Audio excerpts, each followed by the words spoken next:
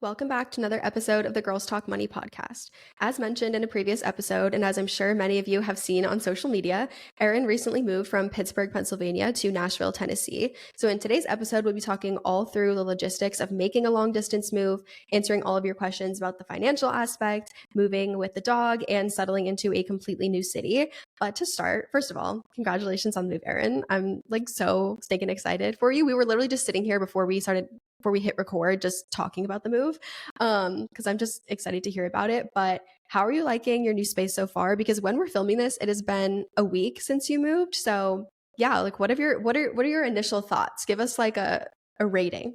Yeah, I'm so excited for this episode too, because Grace and I were saying before we started filming that we haven't talked in a week and a half. We haven't talked literally at all since I moved down here. So her and I haven't even had the chance to catch up about the move yet. And yes, I have been in this apartment for 1 week exactly. I moved down to Nashville last Thursday, and it's a Thursday when we're recording this.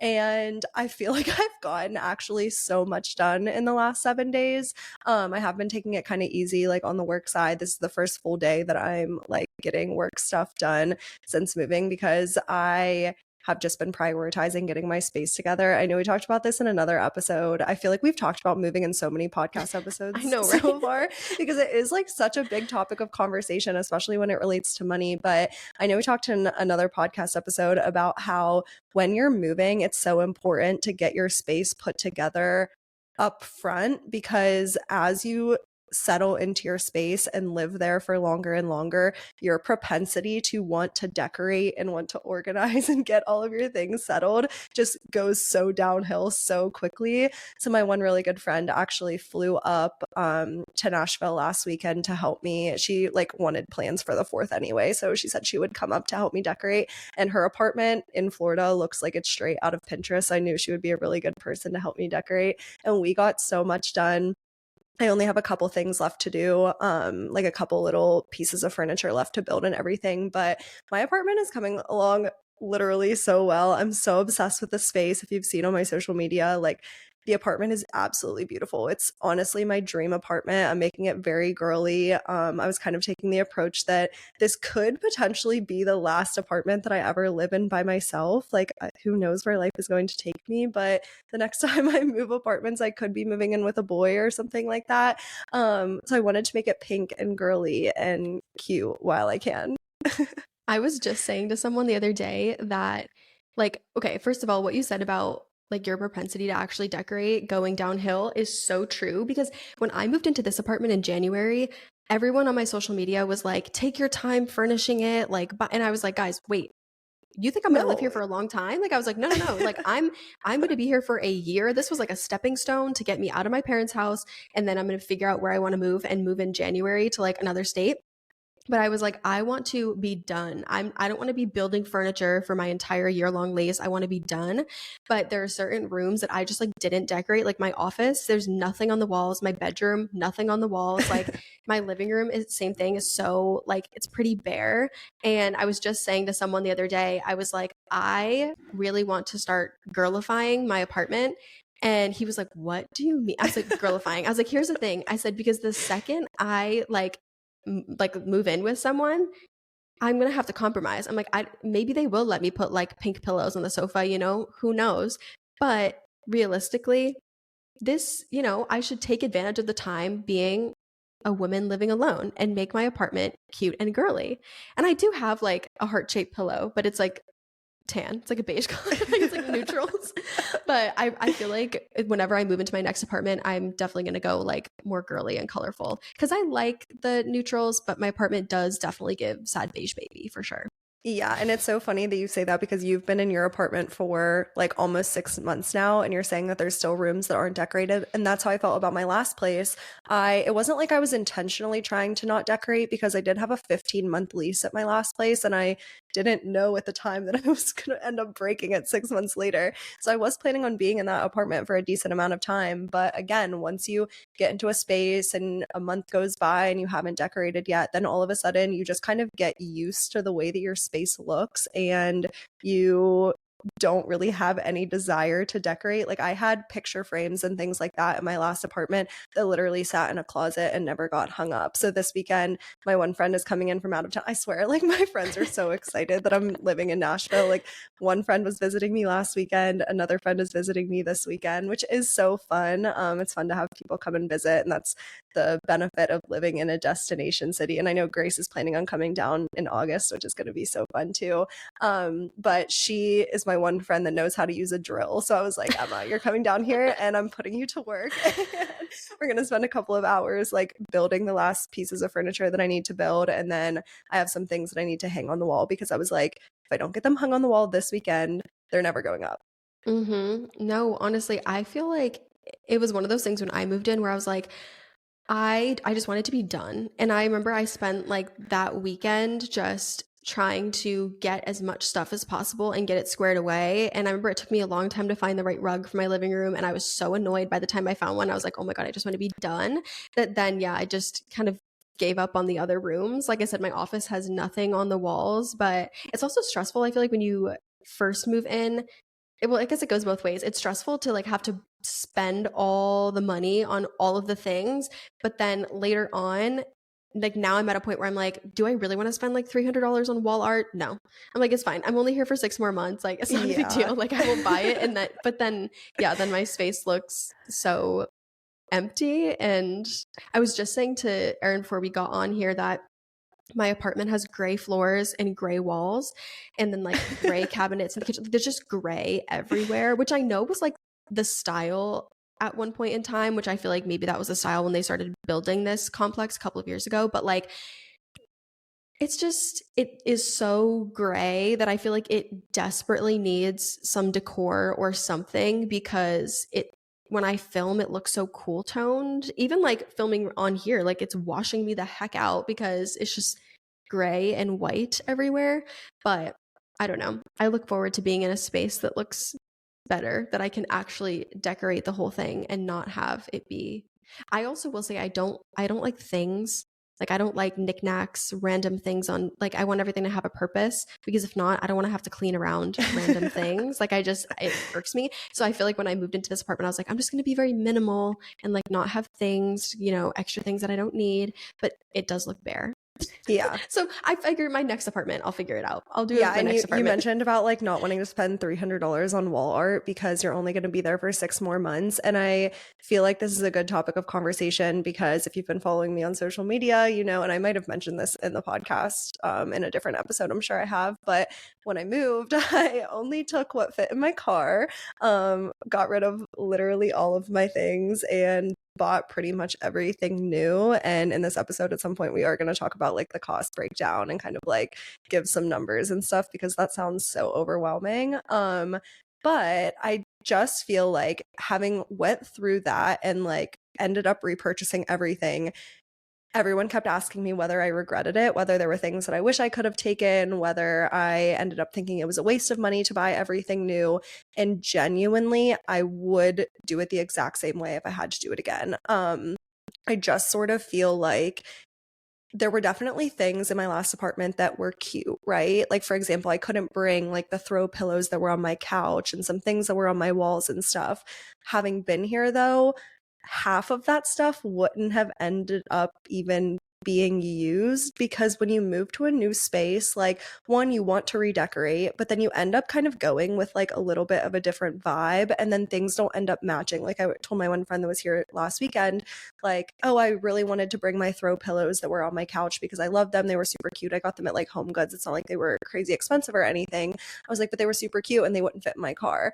But then once we started decorating, I was like, wait, Mandy, those throw pillows wouldn't have even matched. So I would have had to like, not had to buy new throw pillows, but I wanted to buy new throw pillows. And the throw pillows that I did buy look so cute in my space. I'm obsessed with them. I got like pink ones that are super floral and stuff. So just things like that. I definitely don't regret it.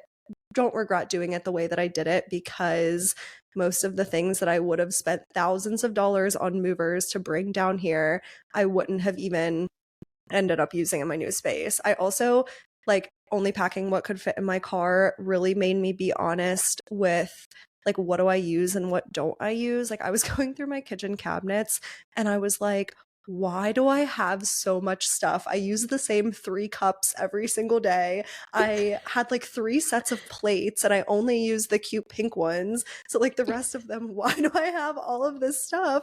And I think like my last apartment in Pittsburgh was so big and had so much cabinet space and stuff that I just kind of acquired things and I had no reason to get rid of them. But that really forced me to be honest with myself about what I actually needed. Yeah. Like I said, I don't like extra things. So I feel like I'm always going through my space and getting rid of stuff that I don't use. But when I moved from my parents' house into this apartment, I was moving from like a 10 by 10 bedroom, very small bedroom, into a 1,300 square foot apartment. I was shocked at like just how much I had that I was like, oh, I forgot I had this. Like, I don't use this at all. Like I just forgot it existed. And now I have so much like empty space in my apartment. Like I literally only have 4 plates. Well, I have 4 big ones, 4 little ones, 4 bowls, Yeah, whatever. But like, because that's it's what I only have it's too. just me. Like it's just me. Yeah. That's all I need. But I feel like whenever I move out of here, I will definitely be doing the same thing because there are, especially when it comes to, I know we talked about this in another episode, but especially when it comes to like clothes, like I feel like it's so easy to accumulate so much over the years, especially if you're not changing sizes. Like you'll have something from years ago that you're like, why do I even have this, you know? And I do feel like the whole like selling things and getting rid of it before moving and then only taking what you can fit in your car was such a smart move instead of paying for movers, because even to move from my parents' house to where I am now, which is only 30 minutes away, it was $600 for the movers. And I believe that was before a tip. So I gave like both of the movers a tip as well. And I don't remember how much, but like $700 around there to move 30 minutes down the road. I can't even imagine what it would be to like move Yeah. multiple states. And And you if didn't you, even have yeah, furniture. You didn't even no, have no. like, yeah, that I had wasn't a like my couch. There wasn't dresser, anything. yeah, Yeah. dresser, 2 desks, like things like that. But Mm-hmm. like to move a couch, I feel like if you're moving houses where you have thousands of dollars worth of furniture and like if you have like an heirloom piece or like things like that that you really want to be secure and to take with you, I think it makes sense. But for our Yeah. situation where we're just moving apartments and we're not like really tied to anything, it's like why pay, yeah, thousands of dollars to move, you know, $1,000 worth of items when you could just, Yeah. you know, take a car full of stuff. Exactly. I think it was going to be like $5,000 or $6,000 to get movers, and I like Oh my immediately God. knew that that was not worth it for me. Since we are talking about money, I can give the cost breakdown of everything that I spent Yes. because I Give know us the people are tea. Give us interested. the scoop. That's what Yeah. everyone's here for. They want to know the numbers. They want the nitty gritty details. How much did you spend, girl? They want to And know. I would just like to preface this by saying I plan to post a TikTok video about this as well. And like I'm going to say I'm this is not like a budget friendly experience. You know what I mean? Like I was not sitting here trying to penny pinch. I was not sitting here trying to be like, oh my God, like let me go on Facebook Marketplace for all of my furniture. Like I realized that I am in like a very good situation to be like, okay, I want to decorate my space. I want to make my space look cute. I like am spending a lot of money in rent every month. So I want to make my space look the way that I want it to look. But I will give a breakdown. Honestly, I was like doing the numbers today for this episode and the numbers weren't that bad. Yeah. Okay, so costs associated with the move first. My move-in fees to my apartment were $825. That was just my security deposit and my pet fee.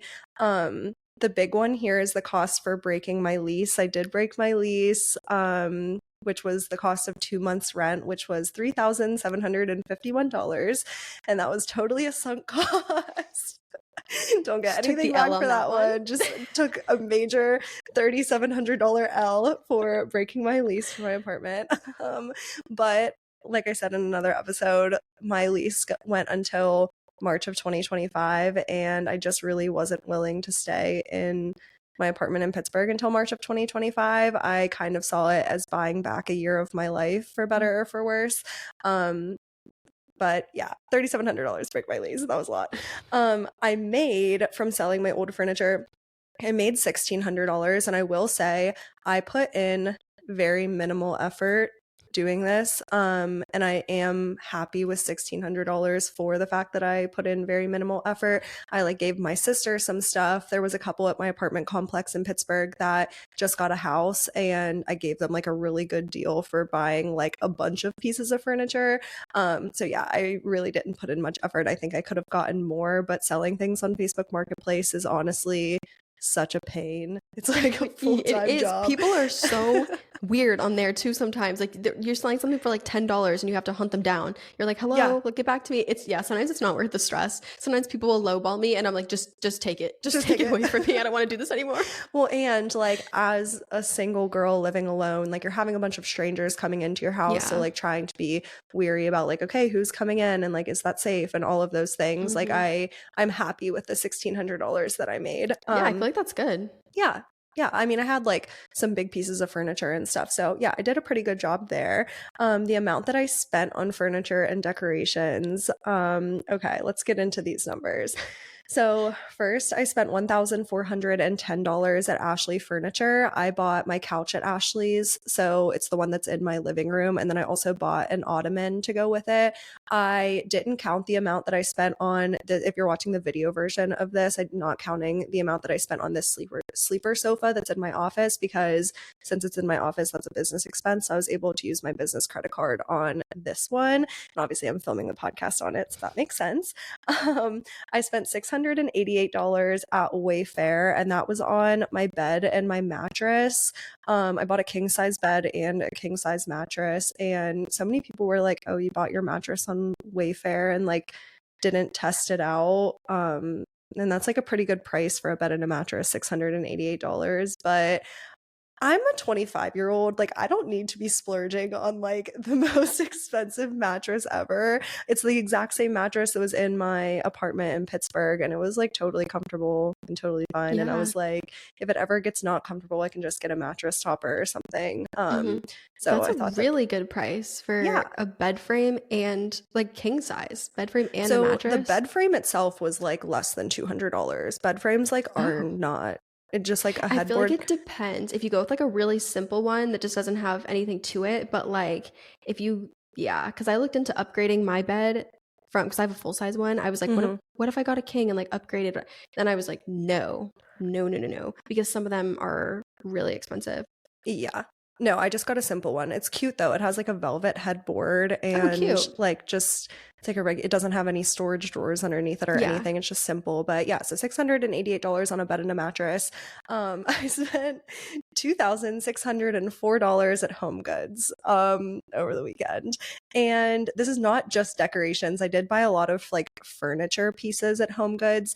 I think that I talked about this in another episode, but I was so determined to not spend my entire first week here building furniture. Like, I knew that if I ordered all of my furniture on Amazon and Wayfair and like all of that, it would come in boxes. I would have to put the furniture together, and then I would also have to discard of all of the boxes. And when I moved into my apartment in Pittsburgh, that like stressed me out so much, and I had cardboard boxes everywhere, and it was like so annoying.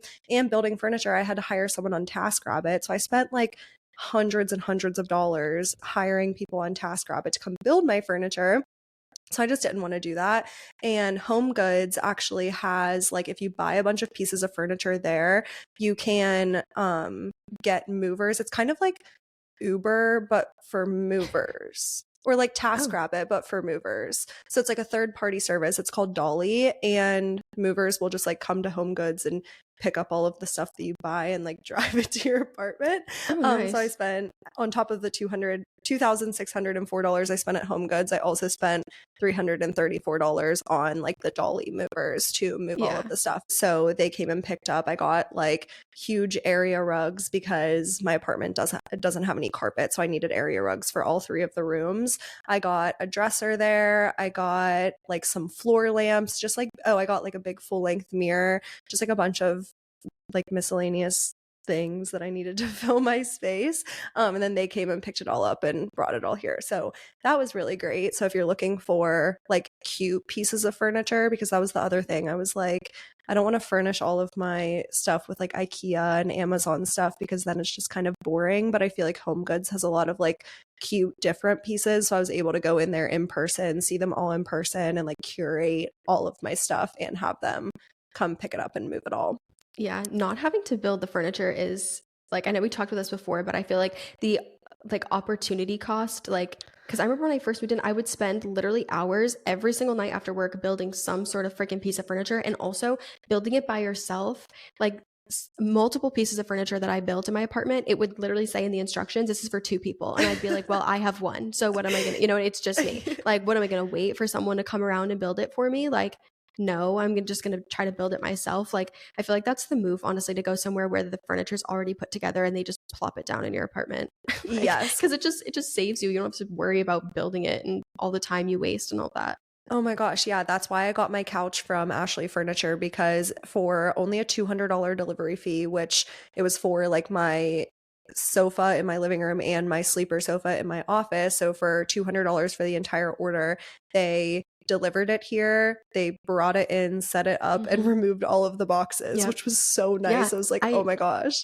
Yeah, I did the same thing with my couch that's in my apartment. It's massive, and I just paid an extra $200 for white glove delivery, where they do the same thing, drop it off, put it all together, and then they take all the packaging out and everything. And it was like the best $200 spent, because I mean, first of all, there's no way I would get an entire couch into my apartment myself. Like, No. I Like, no. physically not possible. Yeah, no, physically not possible. They could barely get it through the doorway. Like, I can't even imagine me trying. No, it just wouldn't even work. But yeah, it's just way easier that way, and not having to worry about all the boxes and building everything. Yeah, I did buy so on top of those costs, I spent $389 at Target on some miscellaneous things, and then I spent $415 at Amazon. I did get my desk and my chair in my office from Amazon, and I built both of those things. And then the only other thing that I still have to build, my bedroom, is the last thing that is like not put together. And the reason being is because my mattress is still, I like laid a sheet down and my mattress is on the floor because my bed needs built. And when Emma gets here this weekend, she's the one that knows how to use the drill. So she's going to help me build my bed. So my mattress is still on the floor, but we're figuring that out. So yeah, between my bed and then my office desk and chair, those are the only pieces of furniture that I had to build, which was really great. Which is not bad. No. Yeah. So that brings my total that I spent on furniture and decorations to $5,840. So still under that $6,000 mark, which is what I would have spent on movers. And then between like all of the costs associated with like breaking my lease and things, and then minus the amount that I made selling my old furniture, that brings my total net cost to $8,816 for the move. Which maybe I'm like crazy, but I don't think that that's that bad, considering the fact that you paid almost $4,000 to break your lease. Like, that is a large cost of that. You know what I mean? Like, I feel like that's really not, because then if you subtract the $4,000, then you only spent $4,800 net when you think about it. And to buy all of that stuff new, all of the decor, because a lot of stuff in your previous apartment wouldn't have even like fit, right? Like first, your couch was huge, so like it wouldn't have my fit couch wouldn't have in fit. your new place, and like your decor wasn't something you really wanted to take with you. And like, I really don't feel like that's bad. I feel like when I moved 30 minutes down the road, I probably could have spent more, but I probably spent that much on just like my couch and like some of the furniture that I had to buy, or like, because I had to get like plates and all that type of stuff. Like, I don't feel like that's that bad. I know. I was thinking the same thing. I don't think that the numbers are that bad either. And I feel like this is why I wanted to share all of this, just because I think a lot of people think that making a big move like this isn't possible. But when you actually run all of the numbers, like, obviously it's important to plan ahead for it. And if like, I'm very, very fortunate that I'm in a situation where I could afford the $3,700 to break my lease. Like, that is a large amount of money. That's literally just a sunk cost, like taking a major L. However, if you are in a situation where you think you want to move out of state and maybe you do have 6 to 7 months left in a lease or something like that, saving up, like figuring out about how much money you're going to need to save up to do something like that, and then realizing that the numbers actually aren't the craziest thing in the world. Like if this is something that you really think is going to be an investment in yourself and is going to help you grow in whatever way you're looking to grow, then it's not impossible. And I think sharing the numbers can hopefully be like kind of inspiring. Yeah, I think there's like an opportunity cost of staying where you're at too, which is something that we had talked about before as well. Just like if you continue to stay where you're at, there's like, are you preventing yourself from certain opportunities? Are you preventing yourself from being happier, which then inevitably impacts your performance at work and with your friendships and all of these things? Or if the place you're living is a place you feel stuck or you're just not loving anymore, like there's an opportunity cost of staying where you are. I also think too, for what it's worth, that like a lot of the stuff that you bought, you didn't necessarily have to buy. So like for obviously you wanted to, but like for someone who maybe wants to move, but even like the 8 grand, even or the 4,800 without the lease breaking cost, like you don't have to buy like you could go a few months without area rugs or like without decorative pillows, or you know what I mean? Like you could in theory do it on a budget. I think a lot of people think a long distance move will be really, really expensive because of the fact that movers are expensive for a long distance move. I also think it does depend too if you're moving somewhere where you can drive or not, because I don't know how much it costs to like ship a car across the country, but like I know someone who just moved from Texas to Massachusetts and like decided to ship their car. And I don't know how much. I'm assuming like at least $1,000, Yeah, I at think it's a least couple 1,500. thousand. Yeah, like I Yeah. feel like it's got to be up there. Mm-hmm. Um, that obviously adds to the cost to like having a car that you can drive or being willing to drive. Which then, on that note, what was it like moving with Bella? Because it's not like you have a Chihuahua, like you have an entire golden retriever. like it's a big dog. Like, and you're making a long Yeah. drive. Like, what was that actually like? Yeah, I will say on this topic too, like I think people make this out to be a lot more difficult than it needs to be. I know when I was talking about moving in a couple of my TikTok videos, everyone was in my comments being like, how did you even start preparing for that? Like, that seems really overwhelming. It was not overwhelming, literally, in the slightest. Like, obviously, again, we're talking about money here. Like, the money, it does seem very overwhelming, and this is like a large chunk of money. So, planning ahead for that portion of it is really important. However, from a logistics standpoint, there was really no difference in moving out of state than there was just moving to another apartment in Pittsburgh. Like, I came down here, I found an apartment, I signed the lease, I packed up my car, I drove 8 hours. The like most logistical, I don't even want to call it a nightmare because it was honestly kind of easy, but it was figuring out like, okay, I do have a golden retriever, so how is she gonna do in the car for 8 hours? But I literally just went to her vet and I got her a prescription for the medicine that like kind of like Benadryl for dogs. It's the same thing that she used when she got spayed, so I know it was like fine for her and I know she would react well to it. So I just gave her some sleepy meds and she slept kind of the whole way. It did take me a little bit longer than 8 hours because every time we stopped, I would like take her on a little walk and stuff. So I think it took me like 9.5 hours, but I left my apartment in Pittsburgh at 4:30 in the morning, and then I got to Nashville around 1 p.m., which would have been 2 p.m. Pittsburgh time. So yeah, about like 9.5 hours. It was not a bad drive at all. It was so easy. And then I only had a carload of stuff to unpack. So it was pretty easy, honestly. There wasn't like too much that I needed to figure out logistic wise. Obviously, if you're coming down here and you're like starting a new job or you have to find a job or anything like that. But for me, I was like, this doesn't really seem like that big of a deal because my day to day is going to look the exact same as what it looked like in Pittsburgh. I'm still just working from my apartment every day and I'm still just taking my dog on walks and going to the gym and everything like that. But being in a new environment has honestly been so inspiring already. And it's only been a week. I know you talked about kind of the opportunity cost of staying where you're at. And I think for me, I just like noticed myself getting a little bit too comfortable in Pittsburgh. Like I wasn't seeking out new opportunities. I wasn't seeking out new friendships. I wasn't trying new things and stuff like that. And I knew I wanted to put myself into a space where I was kind of forcing myself out of my comfort zone. And even being here a week, I went on 2 little like friend dates with new people that I'm gonna remain friends with. Like I really liked both of the girls. There's like so many cool places that I want to try out and just like new things that I want to do. So I'm really excited about it.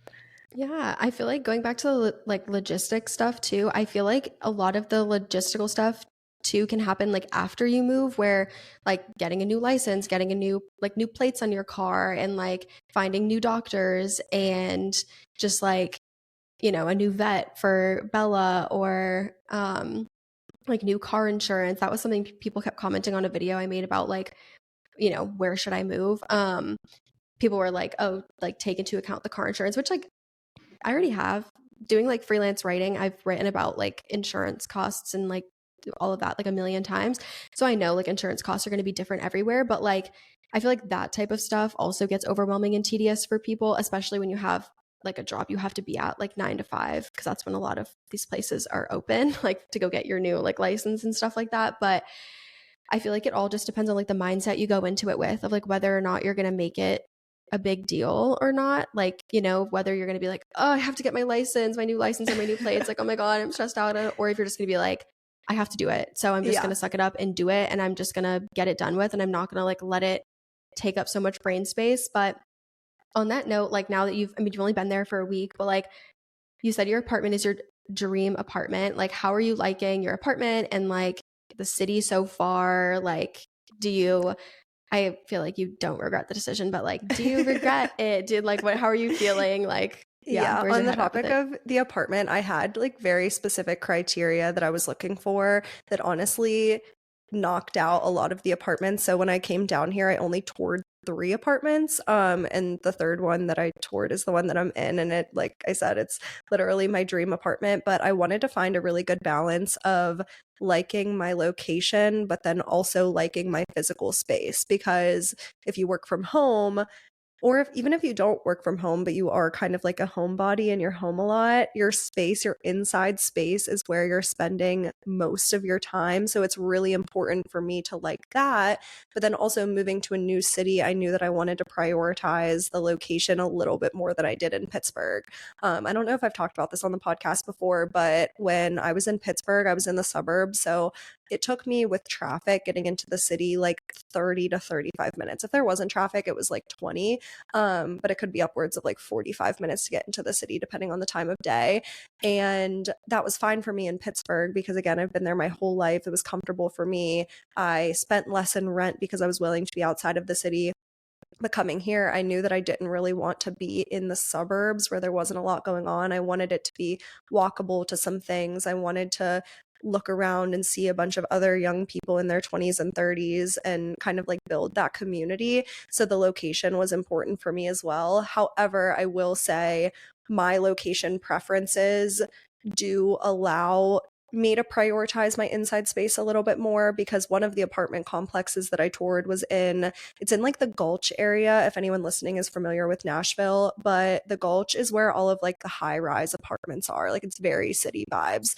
And everyone that I knew here was telling me like, okay, if you're moving to Nashville, you want to live in the Gulch. Like the Gulch is where it's at. So I toured an apartment complex there and it was a high-rise apartment. And I have a 2 bedroom here for, I don't know if I said the cost of my rent, but I have a 2 bedroom here at my current apartment for right around like $2,200 a month without any like utilities or anything, right around $2,200 a month. There, a 1 bedroom would have been like $2,600 a month. And it was like a pretty small 1 bedroom. And so that would have been me like prioritizing the location without really prioritizing my inside space. And when I went to go tour that location, I was like, this honestly isn't even my location preference. This is what everyone's telling me that I should want to do, but I'm a little bit more suburban than that. Like, I didn't really see myself walking Bella on a sidewalk every day in the middle of the city.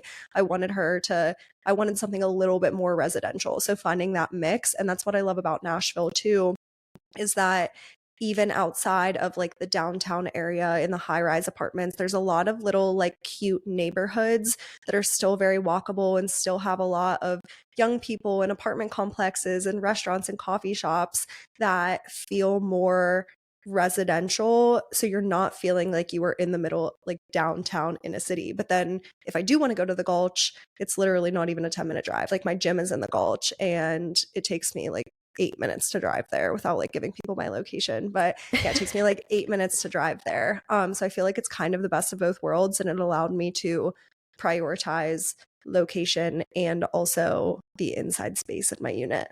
Yeah, I feel like we've talked about this before because like maybe in a podcast episode or just like in our content like on our own pages that we both are more suburban girlies like and I feel like that's one of the struggles of because we both have yeah, I feel like maybe we have talked about this in a podcast episode before, but we've had conversations about how we want to be close to things, but being in that like downtown like feel where you're like right next to like the train station or like, you know what I mean? Like that vibe is not like that is not for me. Like I do not like that. I don't want to like, be on like a super noisy street, but then it's like a double-edged sword because then you obviously want to be walking distance to things. And just like in America, most cities are not very walkable. And it's just like it's hard to find. Like you want to be close, but then you also want it to be quiet and like not, crazy. So I'm glad that you found a balance because that's tricky. Also, I'm so jealous because 2,200 for a gorgeous 2 bedroom with amenities. Like I paid 2,400 for a 2 bedroom with not a singular amenity, and I mean it's walking distance to things, but not things I care to walk to. Like Yeah. it's kind of Yeah, crazy. I think you were the one that said this in another podcast episode, but when you were touring units, you said that you just wanted to be walking distance to something, and that Mhm. really clicked with me. Like it isn't I don't need to be walking distance to everything that I want to do. Like every Yeah. bar that I want to go to. I don't need to be walking distance to like my gym in the Gulch, which is like the downtown area. I don't need to be able to walk to that. I have a car. I Mhm. like to get in my car and drive places, but I Yeah. do want to be walking distance to something. And I really love the area that I'm in where I can walk to. There's like a couple different like restaurants and this like healthy cafe type thing a couple minutes away from me. So there are things that I can walk to, but it doesn't have to be everything. But being Yeah. able to walk to something makes me feel like there's a lot more community around that because I'm out and about every day. I've also learned too from like you and like from your apartment, like your experience at your Pittsburgh apartment, I've learned that in my next apartment, I want it to be somewhere that has amenities because like when I say my apartment doesn't have a singular amenity, I mean literally a singular amenity, like nothing. There's no shared space, no gym, no nothing. Not even like a community space where you can go and like sit and interact with other people. There's nothing at all. And when I was looking at apartments online, I was looking at one in Tampa. It literally was like 2,500 for a 2 bedroom and it had like a dog park, a pool, a sauna, a gym, like a nice gym. But like here every like if I want to go to do anything, like even if I just want to get out of my apartment and just like go work somewhere else, I'm going to like a completely different location. And it's not really like a community space because it's not when you're at like a co-working space, people are going to work alongside other people. So it's normal that like when you're grabbing coffee at the coffee station in the co-working spot, you're talking to each other and like things like that. But if I'm just going to a local cafe, I mean, I also live in the suburbs, like an hour outside the city. So it's not a ton of young people. So like I'm sitting next to like an older gentleman who's like, reading the newspaper at the cafe. So it's just like a different vibe. But I think having a space with amenities too is so important. And I've also been thinking a lot about like what you were kind of saying earlier. When you actually think about the logistics of your day to day, I didn't realize this until literally the other week because I was thinking about where I want to move in January so much. And I was like, okay, well, I wanted to have this, and that. And then I was like, okay, let me think about this though. I'm like, I spend the majority of my days inside because I am working.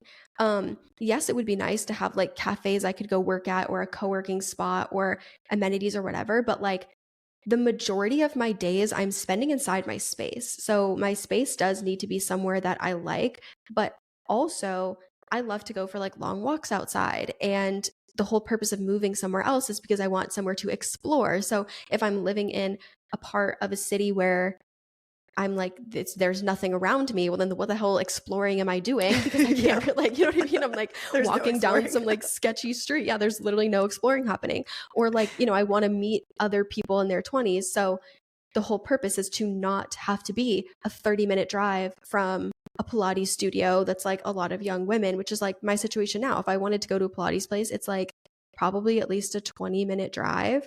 And my gym that I go to now is literally like I'll be in like a workout class and I'm like the only person under 35 or 40. Like, and it's just not, it's fine for this season of life, but it's not what I'm going for.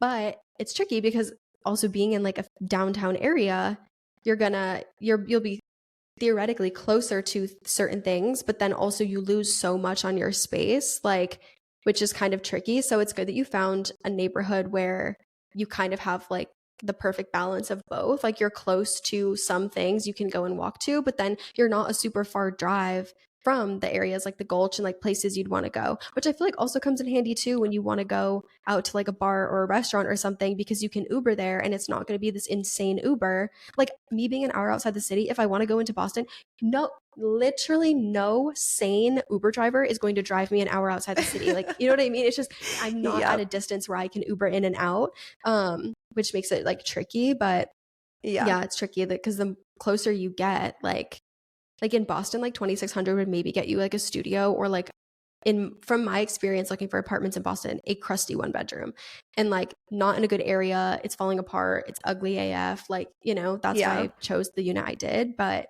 it's hard to find like the perfect balance. But I know. And I'm I feel glad like you just did. listed, I feel like you just listed all of the reasons why I chose Nashville as a city in general, because I knew I wanted to be able to afford a space that I loved. I would not move to New York City and spend $4,000 a month on a 600 square foot studio because I wouldn't be happy there. I'm very, you like get used to a certain quality of life living in a lower cost of living city. Like I love being in a luxury apartment complex with amenities, with modern fixtures and a dishwasher and all of these things. And if you move to a higher cost of living city, you kind of lose out on some of those things, or you just spend an arm and a leg and you can't afford to live there. But then the other thing with Nashville, you mentioned like the Ubers and stuff. I didn't realize this until after I moved here. I learned this a couple of days ago, that Nashville population wise is 4 times the size of Pittsburgh, but I was under the impression in my brain that it was the same size as Pittsburgh, because it feels very like I swear anytime I type something into my GPS it says it's 10 minutes away, where in Pittsburgh like I would type something into my GPS and it would say 35 minutes away. So I was maybe it's more like densely packed rather than spread out. Yeah, it's just not like a big geographical distance. Like the airport is 10 minutes away from me. That's and so like nice. The parts of the city that like I obviously don't live in are like 10 minutes away from me. Like nothing makes sense. But then you look at the population and it's 4 times the size of Pittsburgh. So it has that kind of like small town or small city feel, but there actually are a lot of people here and there's like a lot of opportunity here. Yeah, which is like that's the perfect mix. That's the one thing I've been thinking about a lot too with moving, is I feel like Boston is such a perfect size. And I think Boston has 650,000 people. I was like looking up the population to try to like see city, like which one would be similar size. But I didn't realize just how, like I was looking at Charleston. I think Charleston was 150,000. And I was like, whoa, like I did not realize just how much smaller it was. So I literally took Charleston off my list of places I might move to, because I'm like, I don't think that's going to be the feel that I'm looking for, because Boston feels like the perfect size to me. I just want a new experience. I think that Nashville's population is like 800,000 or something. Really? Yeah. I wouldn't expect it to be bigger than Boston, but I was shocked to see, I think Tampa had 750 or something. Okay. But like in my head, I thought that Boston was this really teeny tiny city, because it feels so familiar to me. It's so easy to get around Boston with like the T, which is what we call the train here. Like just like you can get anywhere. And I feel like, to me, it just seemed like a really small city, and it is small in comparison to like a Los Angeles or New York City, but that vibe is like perfect. But I didn't realize just how much smaller other cities were. Even like St. Pete was much smaller. I don't know. It's kind of interesting to think about. St. Pete is very small because it's like a small beach town. Yeah, it's like a beach town. But I feel like I don't like the big city vibe, to where like New York City, I will say the only places I've ever been in New York City when I have visited is Times Square. So people who are from New York City, they're going to be like, girl, shut up. Because I always am like, I don't like New York City, but I haven't really seen New York City. I've only seen Times Square. So I know that like, that's not a good judge and I should visit other areas, but it just seems so overwhelming to me. And also, the cost of living there is so high that I feel like I would just not be happy, because I don't want to live in a teeny tiny studio. But I do like the fact that larger cities have so much to do. But I like, to me in Boston gives small city vibes. Like when you're in like Brookline's my favorite area of the city. Brookline is so cute. It feels so like quaint and like it's just not overwhelming. But then the T also goes right through it and you can get anywhere you need to be in, 10, 15 minutes. And just like Back Bay and Fenway and like the South Boston, like it's so cute to me. Like it's just adorable. And I want a city that has that same feel where it has the smaller neighborhoods that are cute, but is still big enough to have enough opportunity, but not big where it feels like overwhelming like New York Yeah. City, you Well, I know? definitely think you're going to find it. And also, we were talking about this before the podcast episode, but at the end of the day, no move is permanent. And I Yeah. feel like we should normalize in our 20s moving somewhere without knowing that it's 100% the perfect location for you, because at the end of the day, our 20s go so fast. And the longer you like kind of delay making any decision, the like less opportunity you have to make the big move. But we are right out of time for this week's episode of the podcast. Please leave all of your recommendations for where Grace should move in Spotify, because she's been posting about this so much on her socials. I don't We've know, been talking about guys. it so much, and now that I just made a big move, I know she's going to be doing so by the end of this year, beginning of next year as well. But we hope you enjoyed this week's episode of the podcast. And if you have any more questions for me about the move, costs associated with the move, how to plan a big move, you can leave those in Spotify as well, or DM us on Instagram at Girls Talk Money Pod. But thanks for tuning into this week's episode of the podcast, and until next week.